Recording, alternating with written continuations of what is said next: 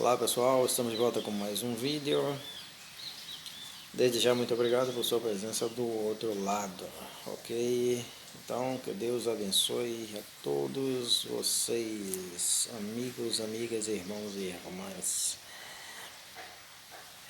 Nós estamos estudando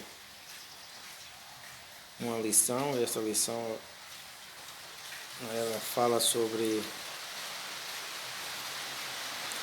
a volta dos judeus, o retorno dos judeus de Babilônia para Jerusalém, e fala-se sobre a construção do templo. E aí fica uma pergunta: por que o templo deveria ser construído? Por que essa pressa? Por que essa medida em construir o templo? Você já parou para se perguntar qual a importância disso para os judeus? Bem, na minha opinião, na minha visão, eu vejo o templo como o grande símbolo religioso dos judeus, certo? Sempre foi assim, desde que o templo foi construído, inaugurado por Salomão, certo? E uma ocasião em que a presença de Deus desceu poderosamente, enchendo toda a casa, todo o templo. Deus se manifestou. E creio eu que a partir daquele momento o povo viu no templo o símbolo ali da presença de Deus. Ou seja, tendo o templo, tem-se Deus presente, certo? Tendo-se o templo, tem-se a manifestação de Deus. E ainda porque ficou registrada a oração de Salomão, em que ele diz que Deus se manifestaria sempre ali naquele lugar, e que toda oração que ali fosse realizada, Deus então ouviria o seu povo.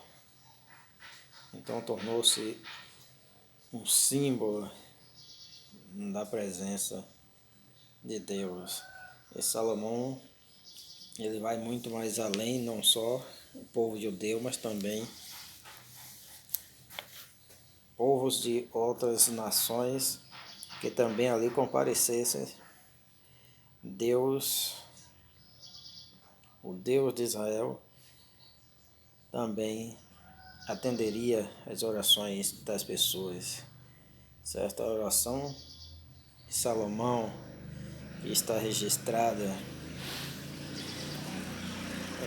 que fala da época então da inauguração do grande e majestoso templo. A partir daí, o templo tornou-se o grande símbolo nacional judeu, a ponto de ser, digamos assim, quase que idolatrado, certo?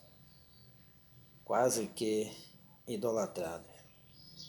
Então, Deus permite que isto seja destruído, mas na volta para casa, como por assim dizer, depois desta estadia em Babilônia, toma-se a medida de construir ou reformar, melhor dizendo, reconstruir, reformar o grande templo, ok? E por que eles fizeram isso? Exatamente por causa dessas coisas que eu falei anteriormente, certo? Símbolo nacional, símbolo de orgulho, símbolo da presença de Deus, mas vai muito mais além do que isso, essa permissão de Deus, essa ajuda que eles tiveram para a reconstrução do templo, certo? Essa reforma, essa grande reforma, ok? vai muito mais além. Por quê? Porque os judeus primeiro tinham que voltar, certo? É óbvio. Tinham que voltar para Jerusalém, tinham que voltar para suas terras, porque por causa das profecias acerca do Messias, certo? Que todas deveriam se cumprir justamente naquela região, naquela área, certo? Na nação deles. O templo tinha que ser reconstruído porque exatamente alguns contextos da vida de Jesus se cumprem ali naquele contexto do templo. Jesus, certo? Ele foi apresentado no templo e Jesus tem aquela questão da purificação do templo, certo? Em que ele expulsa os cambistas, os vendedores, certo? Causando aquela grande confusão naquele momento, o que foi o estopim para que os sacerdotes, escribas, fariseus, toda aquela gente tomasse então a decisão de levá-lo à morte, certo? Então, a vida de Jesus, muitas passagens da vida de Jesus deveriam se cumprir ali no contexto do templo. Então, o templo deveria ser construído, certo? Deveria ser reconstruído, certo? Muito embora esse esse templo, certo, tivesse passado por outras reformas, certo? Mas o início, certo, o apertar do gatilho foi exatamente quando eles retornam de Babilônia e tomam essa grande decisão de reconstruir o templo, de reformar, certo? Pois o próprio profeta fala: vós viveis em casa confortável, enquanto a minha casa está em destroço, está em ruína, está destroçada. Então, é o próprio Deus também, através do profeta, certo, que dá a ordem para que seja reformada, reconstruída, reconstruído o templo, certo? Porque mais tarde a vida do Messias estaria, de certa forma, ligada nesse contexto, certo? Esse contexto aí do templo de Jerusalém, muito embora, certo, viesse novamente a ser destruída, que também, isso é uma opinião minha, uma opinião particular. Os judeus prezavam até muito mais o templo, pareciam que eles prezavam mais o templo do que o próprio Deus, certo? Eram quase um ídolo para eles, quase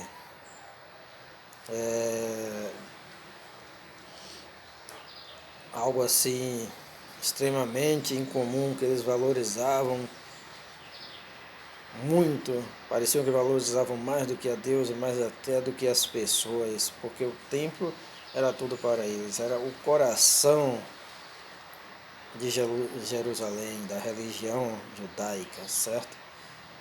Duas coisas importantíssimas, a Torá, certo? Eles davam extremamente valor à Torá, os 5 livros de Moisés, certo? E também o templo de Jerusalém, ok?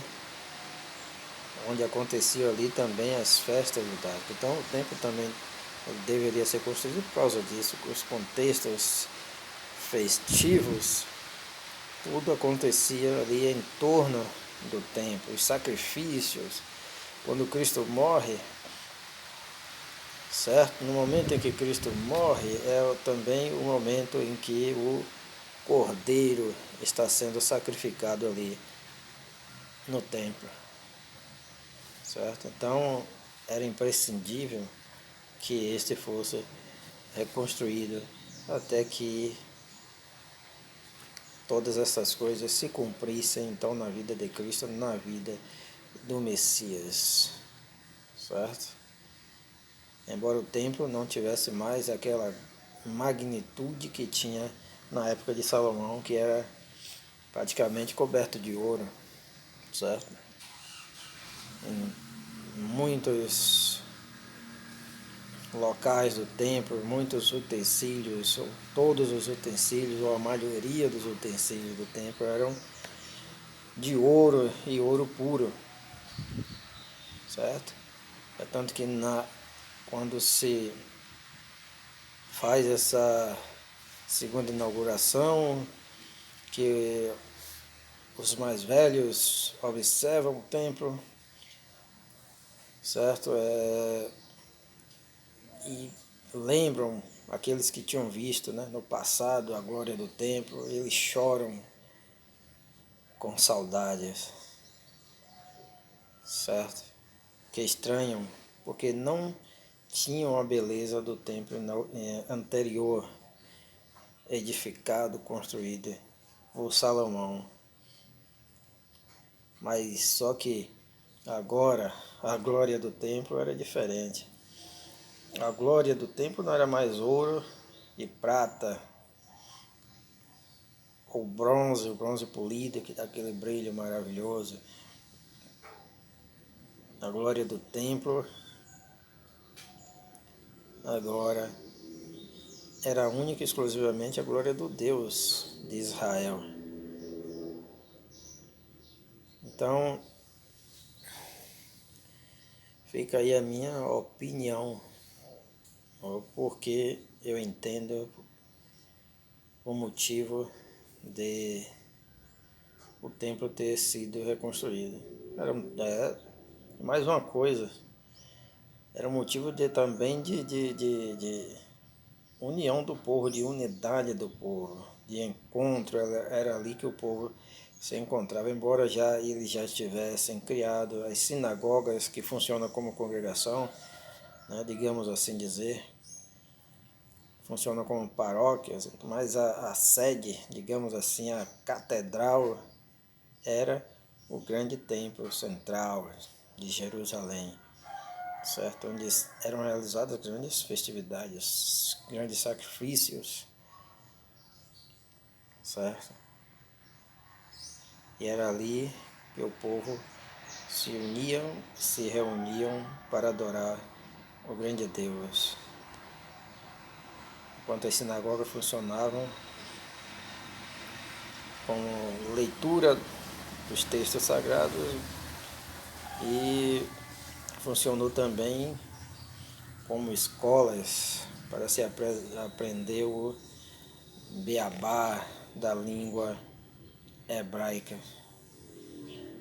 Ok? Então é isso aí. Muito obrigado por ter assistido até aqui. E que Deus continue abençoando grandemente, fortemente. Bye bye. Tchau, tchau.